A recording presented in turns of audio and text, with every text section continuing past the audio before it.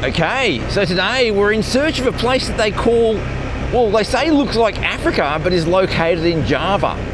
And what I've read online is that it's sort of explained to be like a savannah with wild animals and this sort of stuff like you would see on the plains of Africa, but it's located here in East Java. And it's not like a theme park or anything, it's actually a national park, a proper wildlife reserve. And it's only an hour up the road from where I've been staying overnight. So the plan is to go there today and see what the story is with that place. So we're getting out of our little quiet accommodation there and getting on the road and seeing what we can find. So join me as we look for the Africa of Java. You probably saw in my previous video about that accommodation that it was a little bit strange. It's quite a nice hotel. They've only got about 7 rooms, I believe, and someone's actually put a lot of thought into that and a lot of money, and it does have a slight luxurious feel to it, but it feels just a bit old and run down, as if it's not being used that much.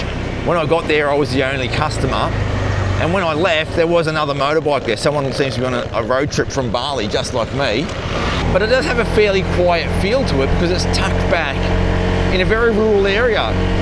An area that you wouldn't normally build a hotel. So there's rice fields behind it. There's a small little village. There's really not a lot there. And it got me thinking about how different people prefer to do their tourism, and especially between foreigners and Indonesians. You know, us foreigners quite like going to a little place that's out of the way and a little bit quiet and that sort of stuff, whereas Indonesians don't often like that.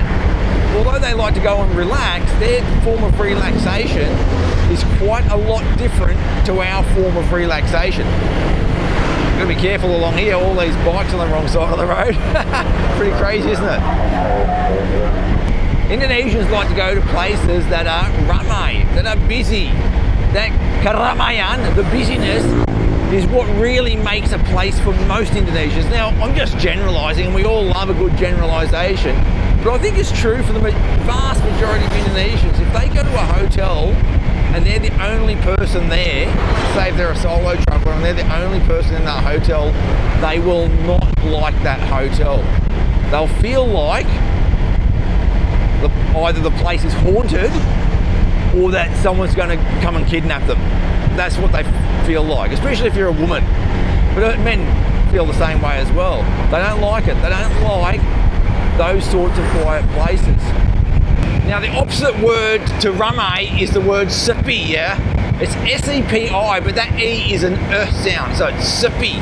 You don't really say it too strongly. You don't say sepi, it's sepi. And Indonesians don't like sepi. Oh, here we go. This guy's on a trike on the wrong side. Be dead. But they also don't like tourist destinations that are sepi as well. They like places that are a little bit more busy. So if they go to like a river and go for a swim, they'd much prefer a place that's got 100 people in it than has only got 2 other people in it. Where I think most Westerners probably don't prefer that. They probably prefer it the other way around. And I certainly do. That hotel I stayed in last night is quiet, and it is in a rural village, but I really liked it. You know, it is slightly run down, which is a little bit of a negative, and I think they could do better for sure, but the location's quite nice. Like, I woke up at 6:10 this morning to the sound of dangdut playing in the nearby village, and it was really loud, but it doesn't bother me that much. Even though it's a quiet place in the rural village and you have a bit of dangdut coming through the window every now and then, it's not the end of the world. So this is the mudik time of year. A lot of people are going home and a lot of cars and bikes are on the road. A lot of cars I've already seen in the past few days are carrying so much stuff back to their home villages in Java, going back home from wherever they currently live. A lot of the times that's in Bali, but also people have already merantau to other towns as well. They might be living in Banyuwangi, but be from Surabaya, for example. So this road that I'm driving along is one of the busiest roads in the whole of Indonesia. It's one of the major highways. This is the road which links the whole of the north of Java to one another. So everything from Jakarta to Surabaya and down to Banyuwangi all goes along this road, and there aren't too many alternatives. There's really only one other alternative, and that's the southern route, but the road isn't as good as this one, and this one's just faster. So almost all the heavy transport uses this road when they're coming to East Java and coming from Jakarta or Surabaya. And those two cities are the two biggest cities in Indonesia. And as we know, Indonesia already is a really, really massively populous nation. So yeah, that's why it's so busy at the moment along this road, especially coming in the other direction I'm finding today, which is odd because that's not the direction of Mudik. I'm actually going in the same direction as all the Mudik traffic, but I'm not really coming across as much of it as I would expect. It's mainly coming the other direction in the form of trucks. Now you have situations like this. This guy's got his right indicator on, but he's in the middle of the road. So where's he going to go? I don't know. I'm coming past him. Another thing is the driving culture here is different to Denpasar, is different to Bali. I find the driving culture here to be a little bit more chaotic, a little bit more by feel, and a little bit slower than in Bali. I know it might sound strange that the driving culture can get more chaotic than it is in Bali, but it is. It just, for me, I find that you've got to go a little bit slower here in Java and just take things a little bit more easily and have fewer expectations about what people are going to do, because you just don't know until it happens. Like this person might come out here and he might expect me to stop. Might not either. When you're on the road like this, it's sometimes difficult to find food at the times that you want. So we've just pulled into an Alfamart, which you'll all be pretty familiar with. They're all around Indonesia these days. I think I first started seeing them come in big numbers in about 2010. Before that they started, but only in large numbers, yeah, about 2010 onwards. Before that it was really difficult. Now, I know I can come here and get a proper coffee. I mean, proper as in they've got a thing called Bean Spot, but I don't know, we'll see how it goes. Just as I was saying that, Susan said, how about we go across the road to the indoor market? It seems that the Alfamart's not that good, so we'll have a look. Trying to get across this road, like people complain about the bypass in Sanur. I reckon this one's a bit worse. Susan says actually the original Alfamart was better, so we have to cross back over. Oh, here we go. Road's clear, look at that, beautiful. What happens on this road that I find is that you just get one slow truck, and I mean really slow, maybe going 20 kilometres an hour, and then you'll have 20 trucks queued up behind it that can't get past.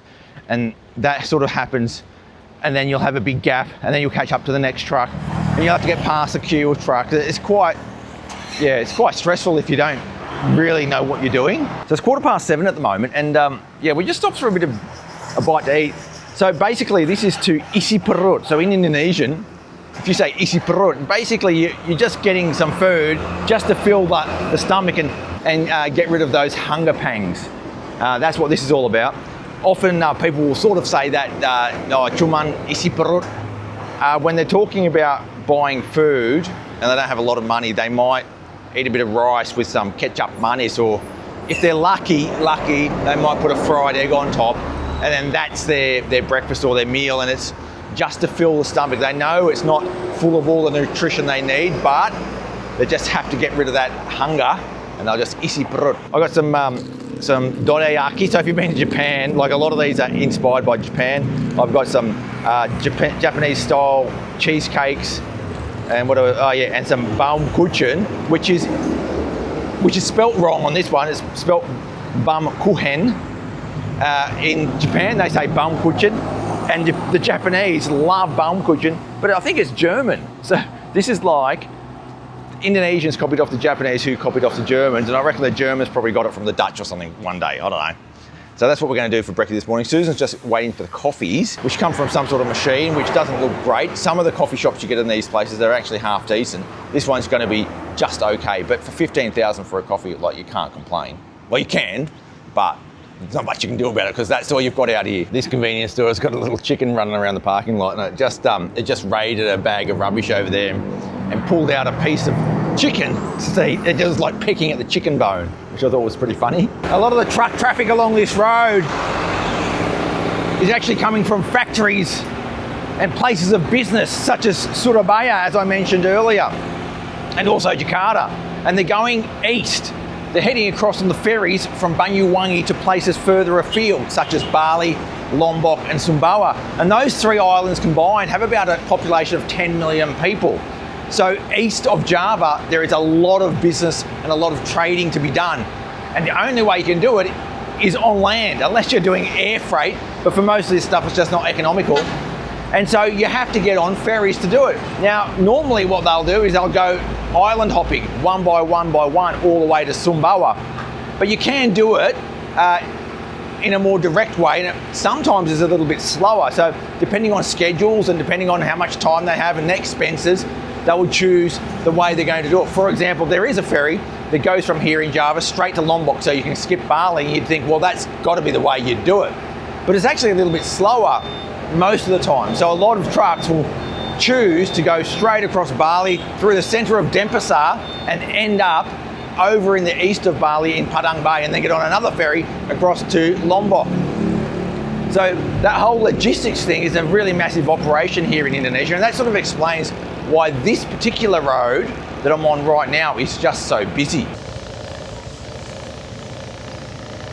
Okay, so we're at the entrance gate, but it seems to be closed, which is weird. So it turns out that it is still closed and it opens at 8 a.m. because it's Ramadan. And that's one of the things about traveling in Ramadan. The times of things often change based on, you know, these Ramadan schedules, because people are getting up later, they've had to go back to sleep after having a feed prior to the sun rising and all this sort of stuff. It's just different in Ramadan, but it's not that much different anyway, because it normally opens at 7:30, so a half an hour difference. These roads throughout Java and also in Bali as well are notoriously dangerous. And look at this, someone's had a crash here. I don't know if someone died, but there is blood in it. It's not a good look. The road toll in Indonesia is about over 20,000 people die every year on the roads in Indonesia. It's down from, I remember hearing, you know, maybe 10 years ago, a road toll of around 40,000 people. So it's come down a bit. But 20,000 people dying is a huge number. I think they estimate around 70 people die every day on the roads here in Indonesia, and it's just shocking the scale of carnage. For example, a terrorist attack that would kill 1,000 people would be just worldwide coverage for weeks on end, yet we lose 21,000 people on the roads, and we don't really bat an eyelid. It's terrible. Now, there are a whole range of reasons why that happens.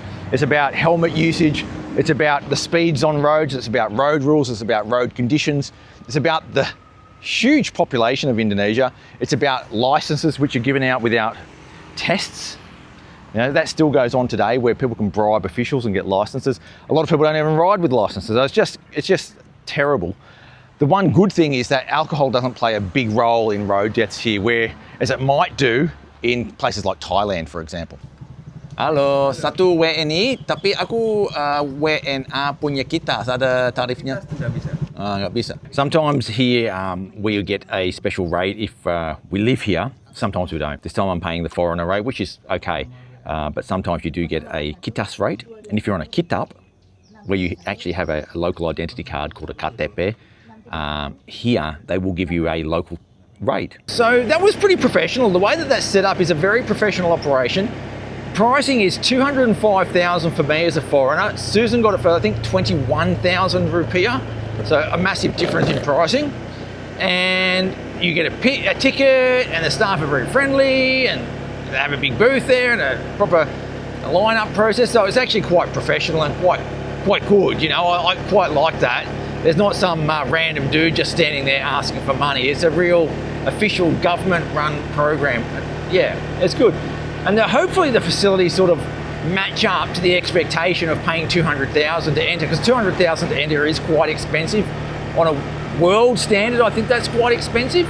But if it's good, you sort of go, yeah, okay, I can afford that, no worries. So apparently on this savannah that they call the Africa of Java, there are a whole range of animals. And that's what the guy at the booth said. He said, look, if you want to see the animals, go there as early as possible, like go straight there now and see if you can spot any animals on the savannah. So that's what we're doing. I've already been driving several kilometers just through a thick forest, which is almost like I've never done before in Indonesia. You very rarely get places in Indonesia where there is forest like this for many, many kilometers. And it's because it's been protected by the government. I think it's fantastic that you've got this huge, huge area that's just been untouched by development, and then animals can roam free and then it's sort of preserved forever.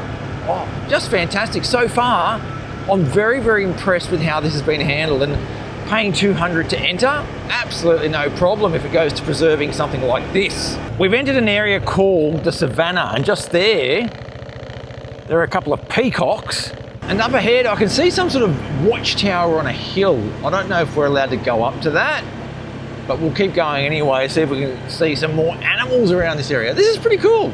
Like, it just feels like a really professionally run national park. It doesn't seem like a theme park in any way, which is nice. That can sometimes happen in these places, but it just feels good. Just stopped to get a bit of a selfie, and as I was trying to sort of position the shot, I was just taking a photo of Susan, and Susan says, hang on, there's a monkey coming over, and I thought, yeah, I'm not really that worried about it. But it started getting closer, and it walked really close to the bike, like up to here. I wish I had my camera out to film it, but I didn't. And then it started wanting to get our stuff. It bared its teeth at us, like that. And then Susan ran. I picked up a rock and acted as if I was going to throw it at it, and then it went away. But you got to be careful about these monkeys. I don't know what this is all about, but I think one of the famous creatures here is a banteng.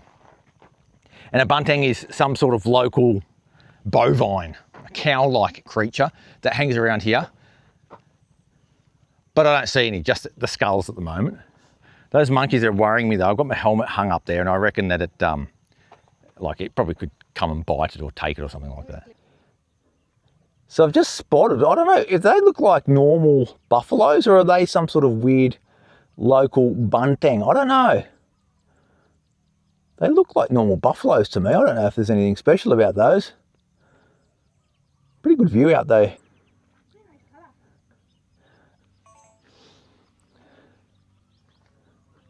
I'll just show you what the big mountain here looks like. It's called Gunung Baluran. Look at that one. Isn't that a beauty? Just wonderful, wonderful colours out here as well, isn't it? All right, I've had the staff calling me over on the side of the road. They were calling me over. Look at that view though, that mountain. Beautiful, isn't it? Calling me over. Let's have a look. They're all shading under the tree here because it's blazing hot even though it's still morning. I wonder if they're having a bite to eat even though it's Ramadan. A sneaky little feed. I doubt it. We'll have a look. Dari mana kalian? Tadi. Oh, dari, oh ya. Tempat masuk ya? Desa kebangsaan. Ah, lokal ya? Ya. Kerja di sini? Ya. Biasanya ngapain di sini? Bersih-bersih. Bersih-bersih. Jadi semua ini harus dipotong? Ya, bagi yang tinggi-tinggi aja. Ya, tapi ada binatang apa di sini? Kerbau. Kerbau, rusa. Ada banteng nggak?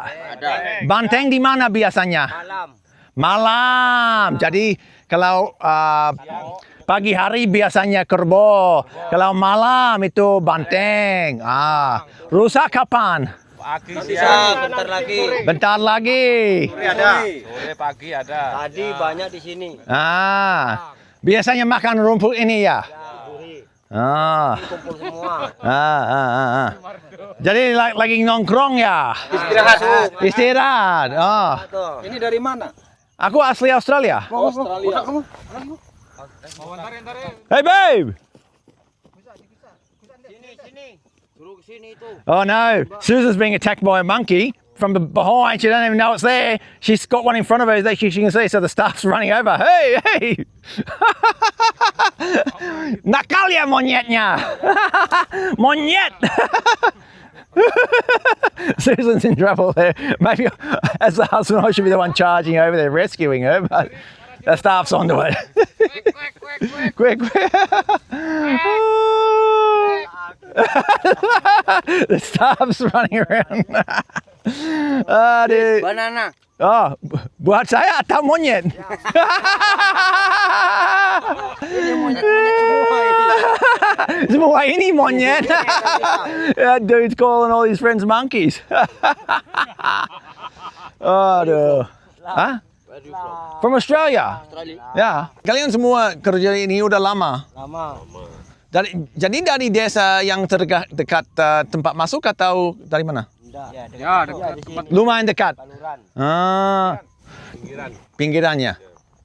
Dan gaji di sini biasanya UMK atau beda? UMK. That's pretty cool. I better get back to Susan because otherwise she's going to get afraid.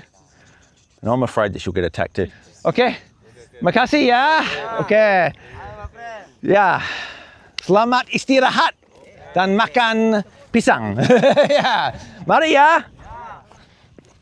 Oh, nice guys, aren't they? Nice guys. This is a beautiful, beautiful area over here. I'm really just impressed by the national park on its own. The beauty is brilliant. And it's actually really well maintained. They've got like 20 guys there. They're having a rest at the moment, but they're responsible for cleaning up this area, making sure it still looks pretty reasonable. I don't know if they cut all of this grass because I think there's a lot of animals eating it, but it looks like they're burning off, you know, if there's branches and stuff that fall down and make the place look a little bit untidy. They're just tidying it all up, burning it and that sort of stuff, which is really cool. It's good to see that the money you're paying to enter this place actually goes to the local people and they benefit from a national park like this.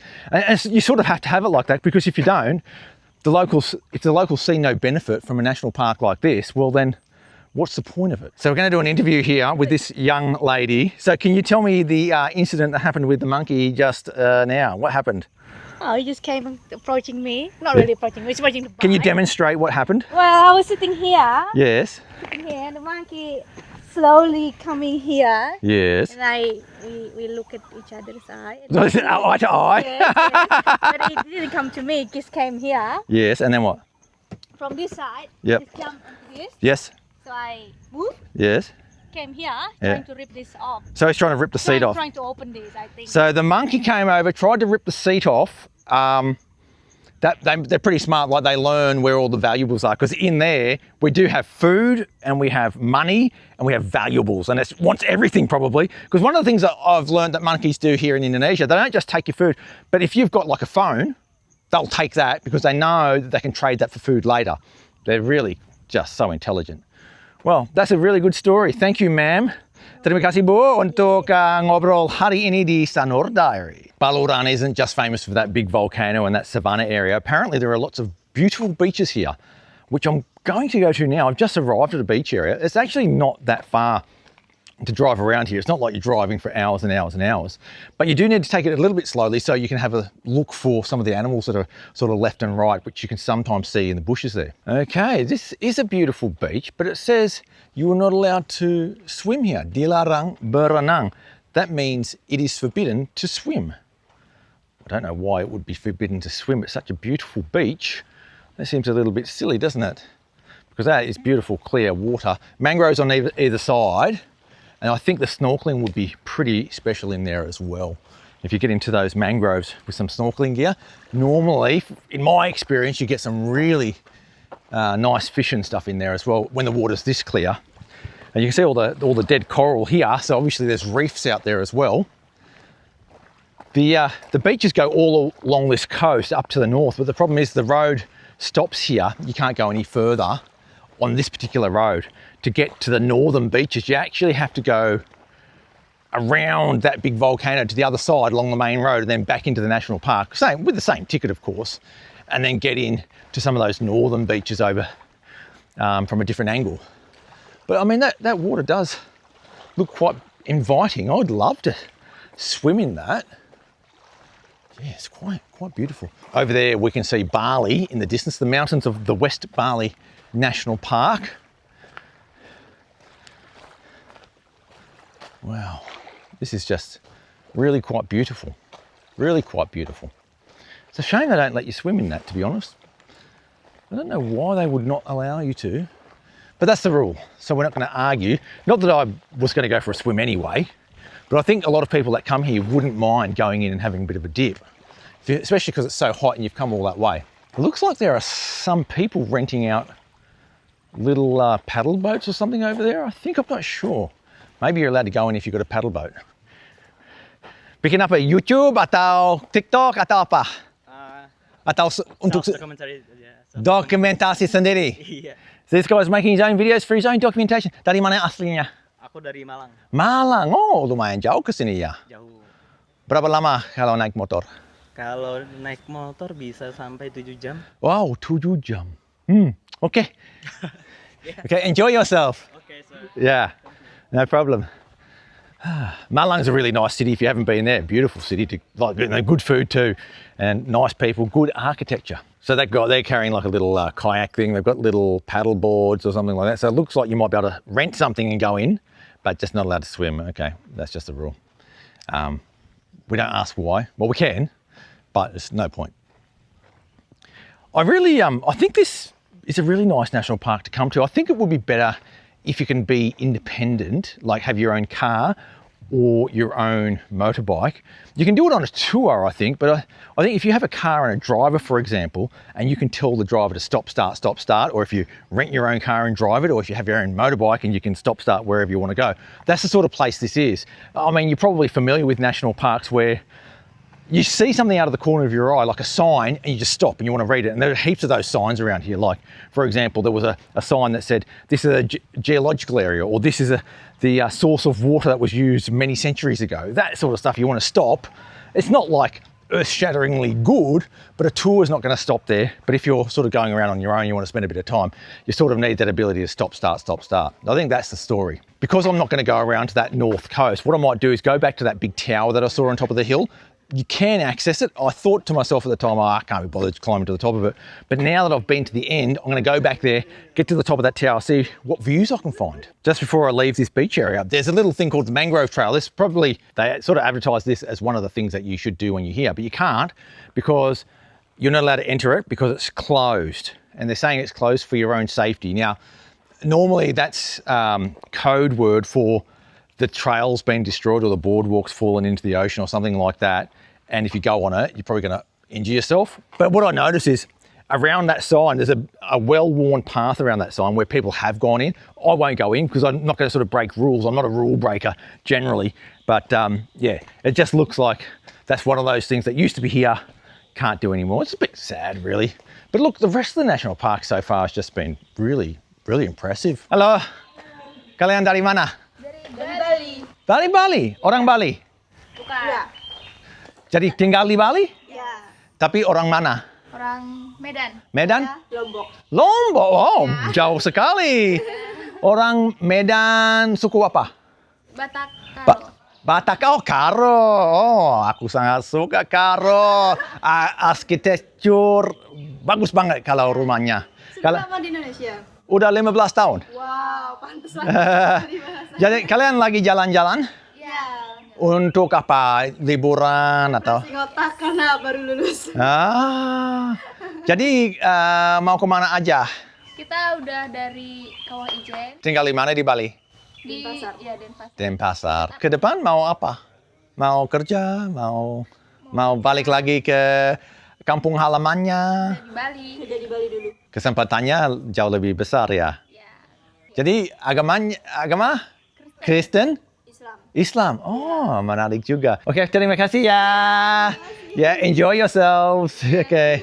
Thank you, yeah. So I'm just looking at this volcano over here and it just looks fantastic. What I'm seeing that's really interesting is the sheer cliffs on the edge of that mountain there are just phenomenal. So we can actually see inside the volcano, I think, at the moment. It's like a collapsed crater. And gee, isn't that just incredible? How you've got that big cliff over there, birds in the foreground. Just amazing, amazing, amazing. I often like to sort of wonder to myself if anyone's actually been in there to see if there's any species of animal in that particular area that are unknown to man. I bet you no one's even been in there before. But it just is an amazing, amazing part of the world. Look at it. So we have a little monkey here that is very interested in what we're doing. It's coming to the bike. It's going towards Susan. It's got a bit of pace about it too. Where's it going now? Oh, it's on the bike. What's he doing? Hello? Hey, he's on my helmet there.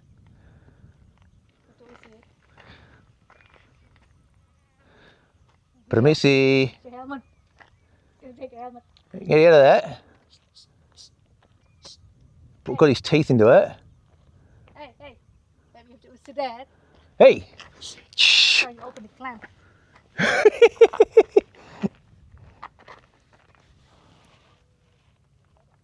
Yeah, he's on my little clamp there. He's just having a bit of fun. I think he's staring at Susan. Permisi, Pak, Pak, Pak, Pak, permisi, Pak, permisi, Pak, Pak, permisi, Pak, permisi, permisi. He's interested in Susan's bag. I heard the zip on the bag go, and the eyes on that thing just opened wide. Okay, I'm going to get a rock and throw it at it, I think, to get it off there. Otherwise, it might have a go at me. Here it comes. Oh, hey! It's just bit my seat. Hey. Shh. Hey. Looking at my bag. Yeah. Hey. Hey. Shh. Okay. Hey. Show you. Hey. Susan's throwing rocks, but she's not the best. Okay, not the best shot. The thing is, they know they can get into that seat, and the thing is with these seats, if you pull them hard enough, they tend to sort of, I think you can break them open. If you reef them, they seem to be able to open without the latch being affected. So they seem to have known that in some way. That guy got his teeth into my seat, and I was like, not going to have that.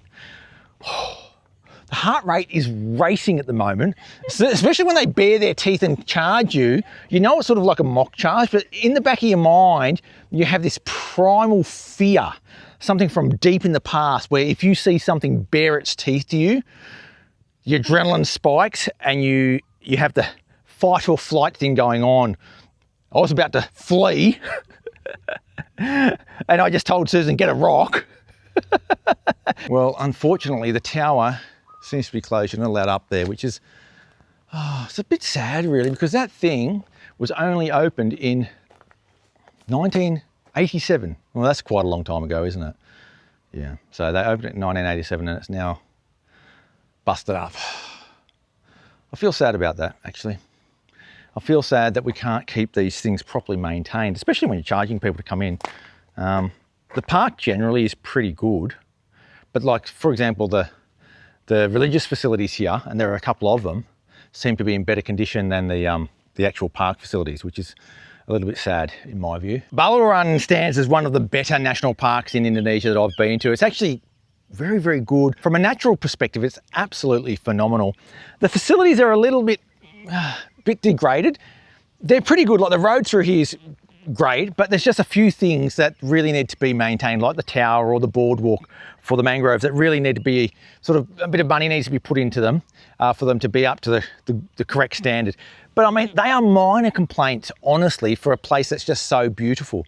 I hope in the future they can find some money to maybe improve the facilities here. But aside from that, I just think it's wonderful. I really love Baluran. I think it's actually worth coming over here from Bali. Like if you're in Bali and you're thinking about doing something a little bit further afield, nicking across on the boat and coming up here on a trip is certainly something I would recommend. I think it's really nice and something a little bit different.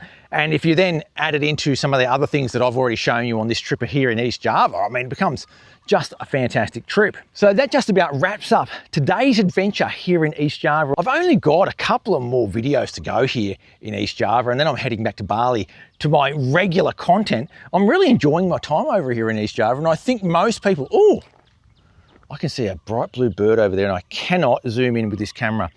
It's like a kingfisher. Beautiful. But yeah, thanks for coming along for the ride, and I hope you can join me on my other East Java adventures. And if you haven't seen my other East Java videos, make sure you click onto those as well. I'll make a little playlist out of them as time goes on.